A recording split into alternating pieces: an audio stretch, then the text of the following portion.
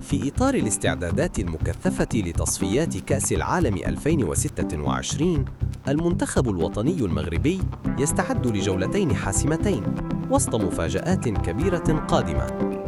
الناخب الوطني وليد الركراكي يستعد لاستدعاء نجوم جدد: سفيان الكرواني من أوترخت الهولندي، ونائل العيناوي المحترف بنادي روما الإيطالي، ليكونوا جزءاً من المعسكر الإعدادي في شتنبر.